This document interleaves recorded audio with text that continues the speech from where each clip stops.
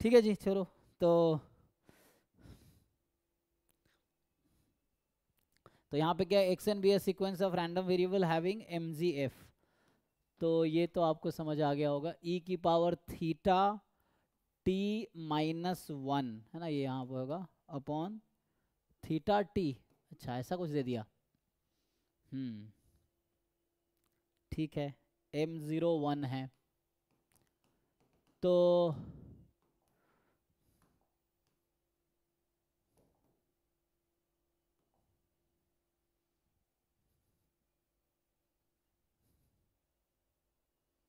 अच्छा, तो इसमें जो डब्ल्यू एन आपको दिया है ये है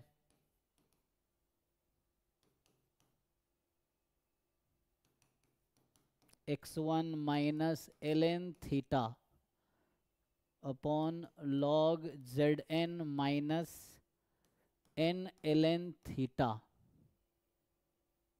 ठीक, अब ये आपको कह रहा है, अच्छा इसमें थोड़ा घुमाया हुआ है नहीं काफ़ी। सो अब डब्ल्यू एन की हेल्प से एक नया रैंडम वेरिएबल जेड एन बनाया गया है, प्रोडक्ट ऑफ डब्ल्यू। ठीक है, प्रोडक्ट ऑफ एक्स है। हाँ ये ऐसे ही घुमाया गया है। तो आई फ्रॉम वन टू एन हो गया। ठीक है, और वहाँ पे डब्ल्यू नहीं है, फर्स्ट प्रोडक्ट ऑफ एक्स है। क्या डब्ल्यू, अच्छा ओनली एक्स आई है। तो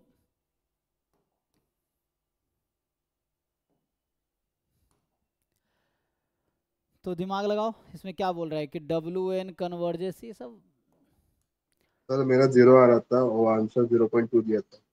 देखता हूँ। तो इसमें जो है कि यहाँ से आ जाएगा आपके पास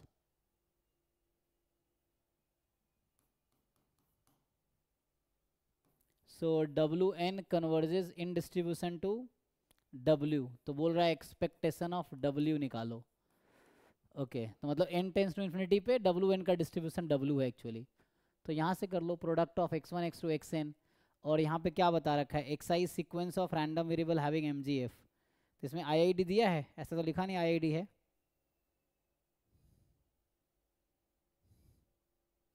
यहाँ से डिस्ट्रीब्यूशन क्या लोगे तुम इसका, एक्स का कुछ डिस्ट्रीब्यूशन आएगा।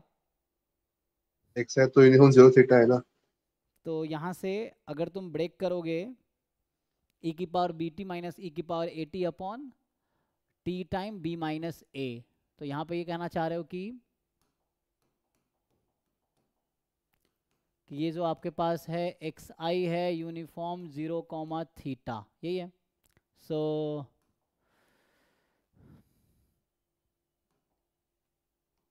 ठीक है जी, इसके बाद क्या होगा, इसके बाद आप यहाँ से क्या कर रहे हो, एक्स एक्स वन था,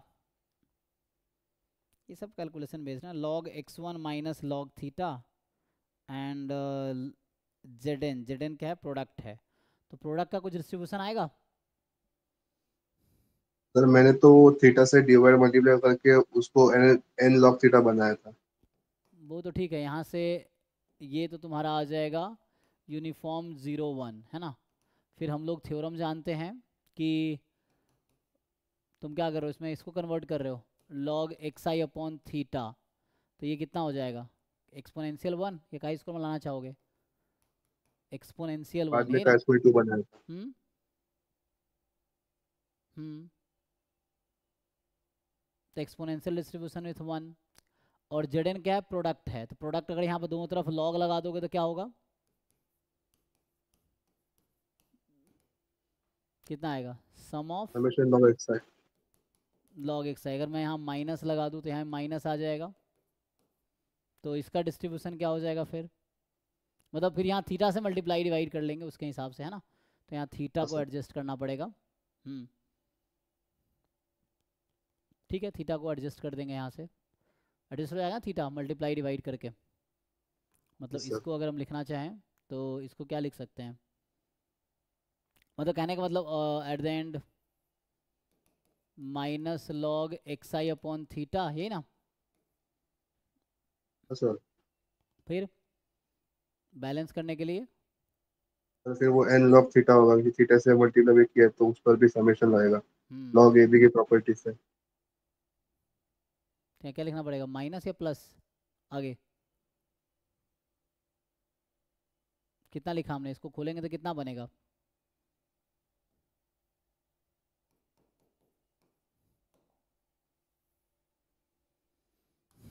या पुट कर दो ना वहाँ, जेड पुट कर दो। जेड पुट करोगे तो क्या होगा, लॉग जेड किसके इक्वल, इसके इक्वल है ना।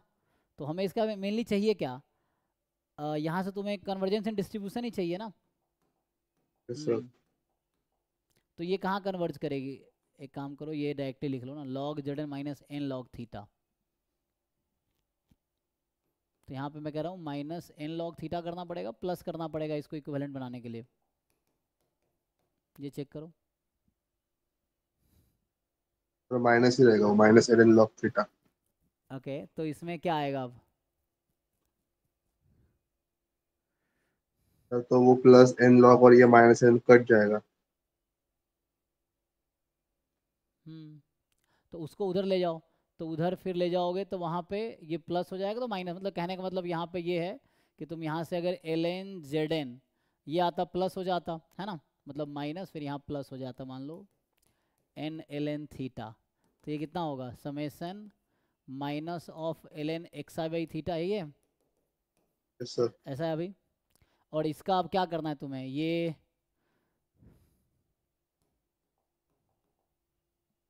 तो मैंने फिर का स्क्वायर 2 में बदल दिया था, 2 से मल्टीप्लाई करके। ये कितना हो जाएगा गामा, अच्छा वैसे तुम काई स्क्वायर में ले जा रहे हो तो इसको भी काई स्क्वायर कर लेते। तो -2 से मल्टीप्लाई यहाँ भी कर लो, अगर काई स्क्वायर में लेके जाना है तो यहाँ भी काई स्क्वायर कर लो, कोई दिक्कत। तुम यहाँ -2 कर दोगे तो ये काई स्क्वायर 2 हो जाता है ना, ये है। तो यहाँ भी ऐसे ही है, तो ये काई स्क्वायर 2 है, तो ये काई स्क्वायर 2n कर लो, काई स्क्वायर 2n, ठीक है, ये हमारे पास है। और जो ऐसे ही सेम वहाँ तरीका minus log x1 minus log theta, यहाँ से मतलब इसको भी 2 से मल्टीप्लाई डिवाइड कर लेंगे ना। तुम क्या करो, यहाँ 2 से हम मल्टीप्लाई करना छोड़ दिया ना मैंने, यहाँ मैंने 2 लूँगा तो यहाँ भी मुझे 2 रखना पड़ेगा, है ना, ये है। तो कोई बाद में 2 कट जाएगा, ठीक है, कोई बात नहीं। तो यहाँ अगर तुम 2 टाइम करोगे तो ये आ जाएगा, एंड यहाँ भी 2 टाइम कर लो, तो इसका डिस्ट्रीब्यूशन क्या है, माइनस से प्लस, तो यहाँ भी प्लस रखेगा ना, हम भी प्लस रखेंगे यहाँ माइनस अगर ले रहे हैं तो यहाँ से। तो का -2 स्क्वायर 2। लॉग एक्स आई माइनस लॉग थीटा प्लस हो जाएगा। तो ये काई स्क्वायर 2 है, ओके। 2 इसका रेशियो लोगे बाद में कट जाएगा। तो अब कहना क्या चाह रहा है कि ये डब्ल्यू एन जो है वो कहाँ कन्वर्ज कर रही है। तो ये तुम मान लो एक नया रैंडम वेरिएबल है ना। तो आगे मैंने फिर वो बीटा का रिजल्ट यूज किया था, रेशियो का स्क्वायर वाला, फर्स्ट काइंड। क्या यूज़ किया, क्या रेशियो, कैसे इंडिपेंडेंट है दोनों, उसके लिए तो इंडिपेंडेंट होना चाहिए कि नहीं। x1 को सेपरेट किया था और बाकी पे समेशन किया था 2 से n, और अच्छा, xi को अलग डिनोमिनेटर में। मतलब ऐसा मान लो इसको तुम 2 से यहाँ अपनी मर्जी से मल्टीप्लाई कर दो, यहाँ भी 2 अपनी मर्जी से मल्टीप्लाई कर दिया, ठीक। सो तो क्या आएगा,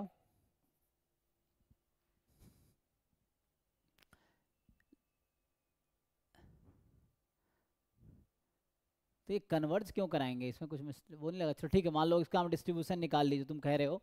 तो इसको मान लो अभी के लिए मैं y1 बोल देता हूँ, y नहीं यूज़ हुआ ना इसमें। तो ये तुम क्या कहना चाह रहे हो कि y1 अलग कर लें और बाकी summation y i from 2 to n, ऐसा कह रहे हो। हाँ सर। तो जेड हमारा क्या था, अच्छा लॉग जेड समेसन में है ना। तो यहाँ पे तुमने x1 वाले को अलग कर लिया, बाकी अलग कर लिया, वो कहना चाह रहे हो। और each yes y sir. i यहाँ पे क्या है, जो ईच वाई आई है वो क्या है, काई स्क्वायर 2 है ये ना, क्योंकि -2 log x i by theta है, ठीक। ओके। तो वाई आई को हम यहाँ जो ले रहे हैं, जो वाई आई हमने नाम दिया है, वो वाई आई हमारा ये है माइनस लॉग एक्स आई अपॉन थीटा 2 टाइम, तो -2 टाइम लॉग, ठीक है। तो ये आ जाएगा -2 टाइम लॉग एक्स आई अपॉन थीटा, ये है। एंड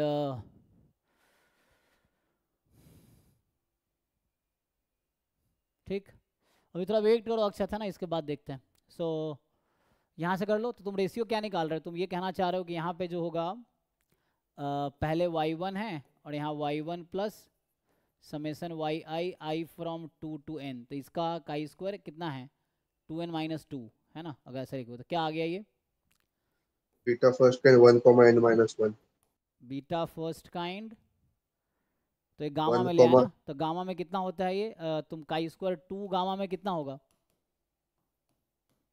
1,1/2, ठीक। सो तो ठीक है, तो ये बीटा 1 और यहाँ पे n-1, ठीक है।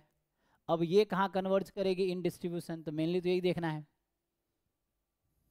तो इसका एक्सपेक्ट छोड़ो, इसका एक्सपेक्टेशन कितना है, इसका एक्सपेक्टेशन कितना आएगा छोड़ो ये बताओ। 1/n। तो इसका एक्सपेक्टेशन है, क्योंकि इसका डिस्ट्रीब्यूशन इसके डिस्ट्रीब्यूशन के इक्वल है as n tends to infinity, तो इसका एक्सपेक्टेशन और इसका एक्सपेक्टेशन इक्वल होगा as n tends to infinity, ठीक है ना। तो कहने का मतलब ये है कि limit n tends to infinity e of wn equal होगा e ऑफ w के, और आपने wn का डिस्ट्रीब्यूशन निकाला, यही आपका wn है, ठीक। wn का आपने यहाँ से डिस्ट्रीब्यूशन निकाल लिया, तो ठीक है ना। तो यहाँ से आपने निकाल लिया, तो ये e ऑफ w वही आएगा जो इसका a/a+b, सो 1/n का 0, तो होना तो 0 ही चाहिए, चेक करो।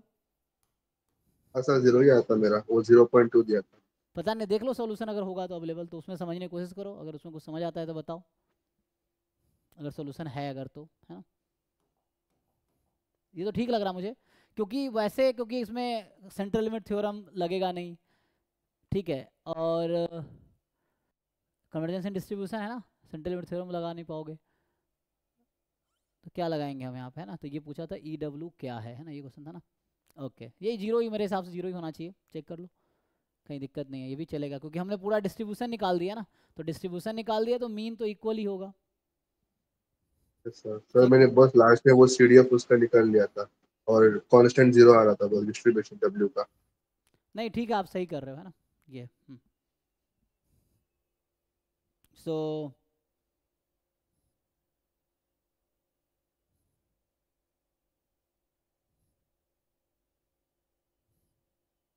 ऐसा कोई रिजल्ट है इसका, कहाँ कन्वर्ज करती है, ऐसा कोई रिजल्ट है कि ये कन्वर्ज कहाँ करेगी इन डिस्ट्रीब्यूशन। मतलब मुझे डीजेनरेट आ रहा था 0 पे CDF अच्छा, के बाद।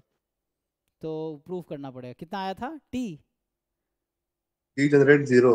अच्छा डी जनरेट 0, फिर तो 0 ही मीन होगा इसका मतलब, वैसा आएगा तो